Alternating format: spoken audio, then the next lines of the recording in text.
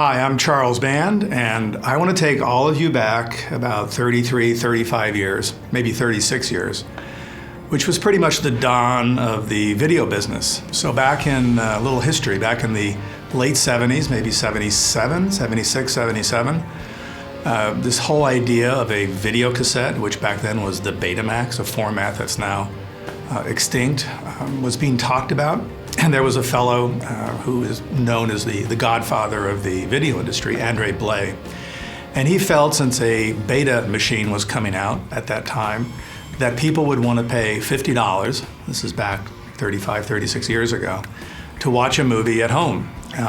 So people thought he was kind of crazy, because who's going to spend that kind of money?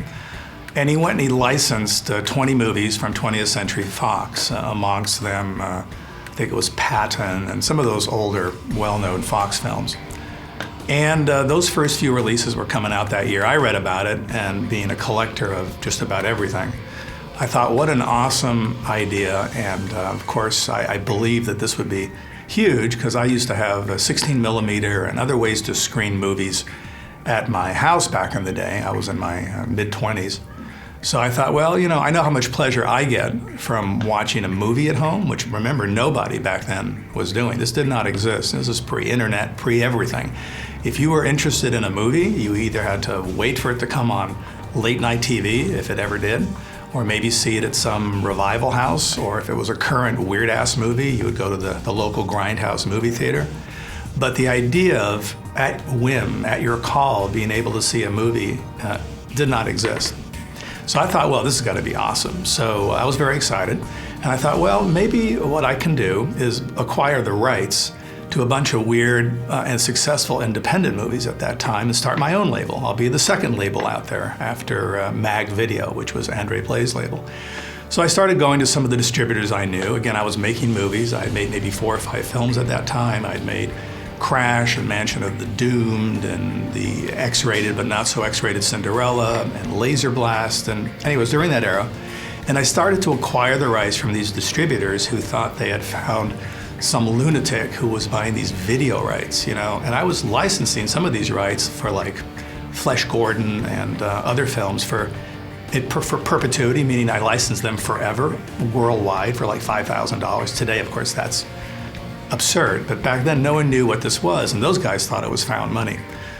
So I started acquiring the rights, and I decided to call that video company back in '77 MEDA Home Entertainment. MEDA, M-E-D-A, was my first wife's name, first name, and you'll probably see a poster fly by in a minute. And that was the birth of the first independent home video company after Mag Video. There were only a couple of us. So we had, again, pictures like Flesh Gordon and Groove Tube and Tunnel Vision, a few of my own movies, some of the public domain films that were sort of obvious and famous at the time. And all of a sudden, as a backroom hobby, which is what this was, because my whole energy was making movies, MEDA became really successful, and we were shipping first 10s, then 20s, then 40s. And we had to ship in 2 formats, to give you a little history. We had to ship in Betamax, and VHS, which was the new format. And there was a war between these formats in the late 70s.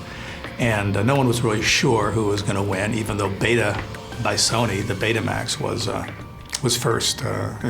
the first thing introduced. So as the end of the 70s approached, and I was much more interested in making movies, the business was growing. I brought in some partners who, at the end of the day, I wasn't unbelievably happy with. Betamax disappeared, and it became only a VHS business. And at that time, because of my movie endeavors, I was prepping Parasite, things were growing in that world. And because of not being so happy with my partners, I decided to sell MEDA Home Entertainment, which I did. And pretty much overnight, it became bigger and bigger, and they turned it into Media Home Entertainment. So if you have the old MEDA boxes, that's pre my sale. And afterwards, they became Media Home Entertainment. But having a real bug for home video and not wanting to get out of that end of things entirely, I thought, well, let me start another label, make this one more edgy and more weird and concentrate primarily on just horror films, really bizarro horror films at the time. So in '79, late '79, I came up with the idea of Wizard Video. And Wizard Video was going to be the home of like Italian Lucio Fulci movies, zombie, fear, domestic films like Boogeyman, I Spit on Your Grave, and others. And again, I began to acquire those rights. Again, not expensive, not quite as cheap as in 1977, because people were beginning to catch on. But I built up quite an inventory of these rights, and I started to release early Wizard Video video cassettes into the marketplace, which was beginning to explode by 1980. And there was a certain amount of success, even though, again, it was sort of my backroom thing. And around 1980, after we had had maybe 15, 20 releases, it dawned on me that, you know, the stores were hungry, video stores were hungry for product. There were not that many movies. Today, there's too many movies, you know, an abundance of films. And because shelf space was everything, because you really wanted to be able to have your cool movies on the shelf, I thought, wouldn't it be cool to release my movies, the Wizard Video movies that I licensed, in this big box format, copying kind of what the porno guys were doing back then. Because again, keep in mind, this was before rental. The idea of renting a movie was really around 80, 81. So if you wanted a movie, you had to buy it. And your average movie, whether it was an independent on Wizard or Meta, or it was Mag Video, Fox, and other labels, that was about $50. So you had to shell out $50. This is like 33 years ago. Not a little money. But if you wanted a porno, okay, it was like $100. It was crazy, because that was the only way. But the idea of bringing a porno in your home was also extra cool and very unique, since back then the only way you could see a porno was to go to usually a sleazy movie theater. So I thought, what a cool idea. Let me do that. Let me go and let me try to release a few of these Wizard movies in this big box format, okay? And that was a super success. The video stores loved it, the fans seemed to really like it. So for about 2 years, every Wizard release was released in these big oversized boxes. And you know, kids who grew up in at that time, who were going to the video store because it was such a thrill, especially if you had never been able to buy a movie, and eventually you could rent them much cheaper, obviously. They would really be attracted to these big boxes. And shortly thereafter, other people followed suit. Other competing labels did the big boxes. Disney did big boxes, even though they were in the white clamshell. So the early days of video, which a lot of people now who are older and professional remember fondly, had these big, crazy Wizard Video boxes. So that's kind of the story. I'm going to end it, and then I'll tell you what's going on right now. The ending of the story is I became a very prolific filmmaker, and I didn't have time to acquire rights and be sort of in the video business. So even though Wizard continued for a few more years, by 82, 83, the shelf space at the video stores full. They didn't want the big boxes anymore because they took up too much room. So everything shrunk back to the regular size VHS boxes. And at that time, I gave the distribution rights to a company called Vestron Video. I was already involved with them. They're the guys who made Dirty Dancing, as an example. I was already involved with all my new movies. You know, we had made films at that time were all being distributed on video by Vestron Video, ironically. So they became the distributors for a while for Wizard Video. I sort of let that go because I didn't have that energy to keep going out there and finding movies. And then I put my time into making all the movies a lot of you guys know about, all the pictures in the 80s, you know, Troll and Ghoulies and From Beyond and Reanimator and so forth and so on.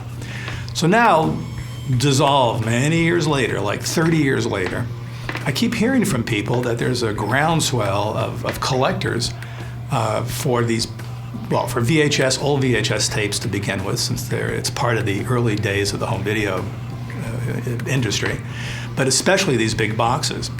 And every time I would get a letter from someone, especially I met this wonderful guy, Eric Frederick, at a convention last year, and he was telling me there's a whole world out there of people who grew up with these videos, who love these videos and these big boxes, and who collect them. I knew nothing of this. He said, hey, just go on, you know, whatever it is, eBay and stuff, and check it out. Sure enough, these boxes that I haven't thought about for so many years, you know, in not good condition because they didn't stand the test of time so well since they're big. You know, they're going for $50, $100, $300. You know, I was like, whoa, there's like a crazy market out there. And, you know, as fate would have it, around that time, some months ago, we here at Full Moon have been trying to clean up our warehouse space because I'm a super crazy collector, and I've had some warehouses sort of off campus that have stored things since the early 80s. And I knew there was a lot of stuff there. We had recently discovered some of these, which I don't know what to do with yet, but I'll figure it out. You know, I also had a video game label, briefly, called Wizard Video Games, and I had two not successful experiences. I published the Texas Chainsaw Massacre video game and the Halloween video game. Not successful because I was about 10 years ahead of my time, and this was for the Atari system, and these games were about as complex as Pac-Man. So didn't work out, spent some money, folded it up, but I knew that I had a bunch of these boxes, just the boxes, you know, from 30 odd years ago. I knew they were there, and I had talked about that some months ago. And so I thought, well, it's time to go back and see what we got. I also wanted to find some of my old posters. I wanted to frame them. So we went back into the big mess of one of these warehouses. And what we found, which was super awesome, is about 15,000, 16,000 perfect condition, big VHS boxes. I'm going to show you a couple. Any of you remember these classic Bizarro movies? Zombie, Fear, Demoniac. So we found these. I didn't know how many there were, but they were. Now we didn't find. There's no videos. There's no clamshells. These are just the original boxes. And because they were in boxes, 300, 400, 500 each in a box, sitting forever in the dust, they were virtually in perfect condition. You know, 30 odd years later. So I was trying to think, what can I do that would be fun for the fans, fun for collectors, fun for people who maybe know about this but weren't a young kid back in those days. Maybe you were a young kid in the 90s and that's when you discovered Full Moon and Puppet Master. I thought, well, why don't I go, and I have all the masters, all the original masters. Let's recreate the tapes on VHS. So the tapes inside these boxes will be the original program. And of course, let's go get the clamshells, which still exist, the black clamshell. And because there are a limited amount of boxes, I mean, I wish I'd found thousands, you know, for each title I found as low as maybe 180, 170, and as high as maybe 390. I figured, well, what I should do is I should hand number each box and sign it on the spines, because it's a little part of video history, which is what we're doing. And therefore, if you choose to purchase one of these, and it's only 50 bucks, you know, I was advised, charge higher, they're rare, they're collectible, they'll be gone in a heartbeat. I figure, you know, 50 bucks is affordable, and when they're gone, they're gone. So each one is numbered, and I don't have the numbered ones here, but as an example, Return of the Zombies, let's say there's 180 of these boxes. So on the spine, you'll see, you know, 01 of 180 and my signature. And inside will be the actual original program. But what's cool is these are the original boxes, and they're, as you can see, like in super perfect condition. So that's a little bit of the history of Wizard Video and my days, pioneer days in the video business. There are 36 of about 80 titles that Wizard released over the years that we actually found the boxes for. So those 36, if you go to our website, wizardvideocollection.com, we're going to do 4 a month, not to overwhelm everyone. So starting in February 12th, you'll be able to purchase the first 4, and then March will be the next 4. So for basically 9 months, you'll be able to purchase whatever we have. And once they're gone, they're gone. So it's going to be fun, and I'm glad I found these. I'm glad I'm able to talk about this, because a lot of people don't know of my history in the super early days of video. I mean, day one, literally day one, I was there, and it was a trip. And it's amazing today to me still to be able to, whether it's on Blu-ray or VOD or pay-per-view or whatever the delivery system is today, there's so many. It's still a thrill to be able to say, you know, I want to watch whatever. I want to watch Jason and the Argonauts, and I want to watch it tonight. And that's something that today I think people have no idea that privilege never existed back not that many years ago. Couldn't do that. So that's fun, that's unique, and so are these. So is this collection I found. So I hope you enjoy looking at them and watching them, and knowing that it's a little piece of the of video history.